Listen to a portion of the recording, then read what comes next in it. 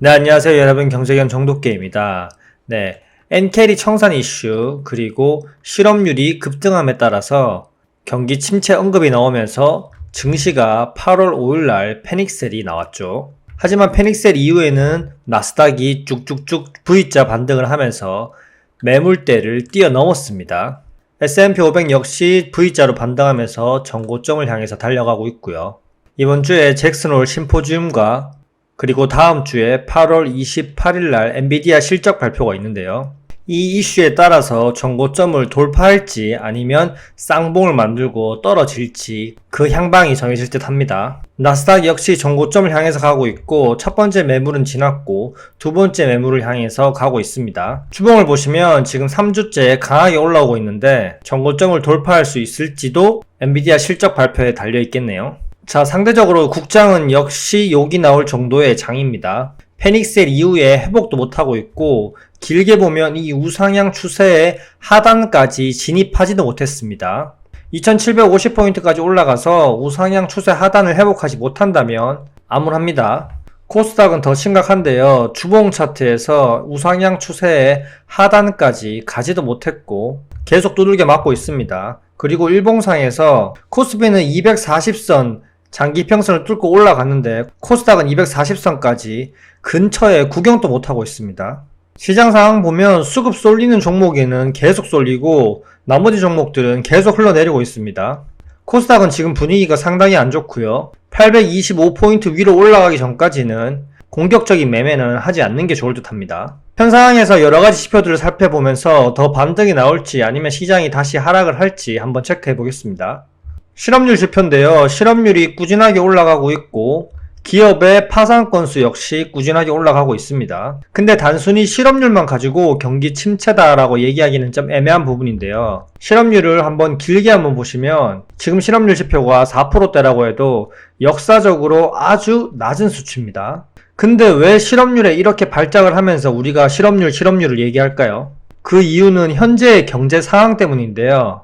현재 신용카드 부채 잔액이 지속적으로 증가하고 있고 저축을 못하고 신용카드 빚으로 버티고 있다는 걸 유추할 수 있습니다.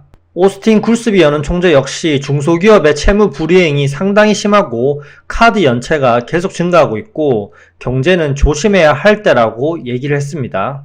이 지표는 현재 미국의 금리를 나타내고 있는데요. 현재 미국 경제가 무너지지 않고 잘 버티고 있으니까 금리에 대해서 크게 생각하지 않을 수 있겠지만 길게 한번 쫙 보시면 2008년 금융위기 이후에 처음으로 엄청난 고금리 시대에 살고 있습니다. 거의 약 15년 만이고요. 이렇게 고금리 긴축 장기화를 유지하면서도 미국 파산 기업들도 늘어가고 있고 대기업만 승승장구하고 있고요. 빈익빈 부익부가 엄청나게 가속화되고 있습니다. 한국 경제 역시 마찬가지인 상황이고요.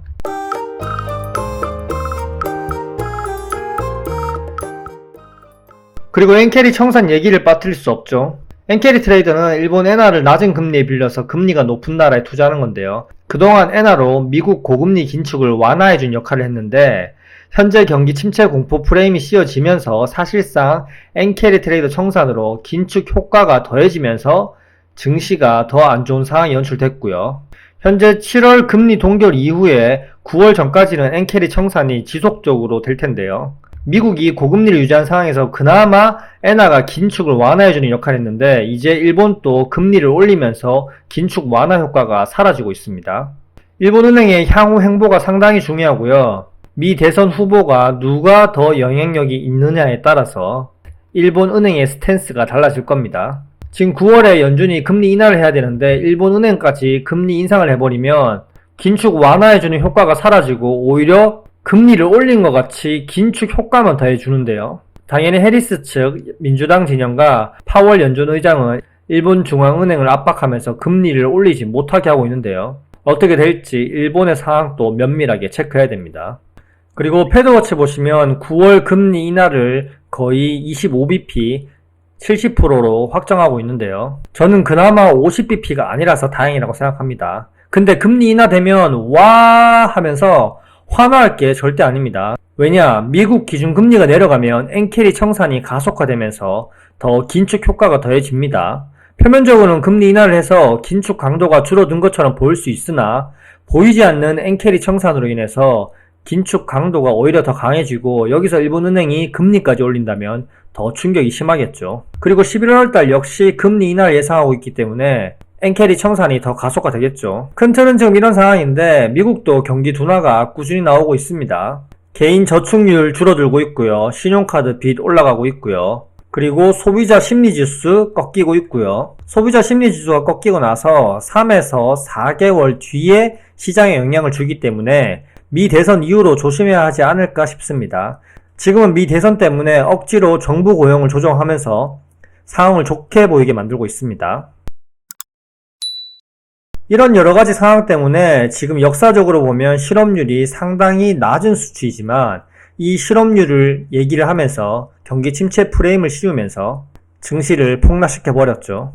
그리고 실업률 역시 계속 높아질 거라는 불안감을 이야기하고 있고요. 실업률이 올라가면 소비가 자연스럽게 줄어들고 저축 역시 계속 줄어들고 신용카드 부채는 계속 늘어나고 계속적으로 악순환 사이클이 반복이 되겠죠. 미국 경제는 경기 둔화 그리고 경기 침체 초입 구간인 걸 계속적으로 얘기하고 있는데 옐런 재무장관과 파월 민주당 진영은 미국 경제는 건재하다 계속 어필하고 있죠.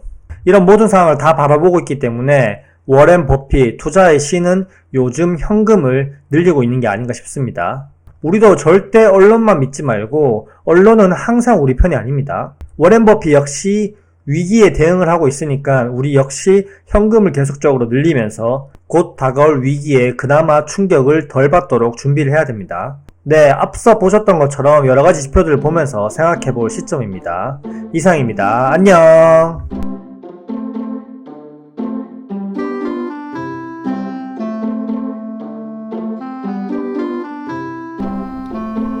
와이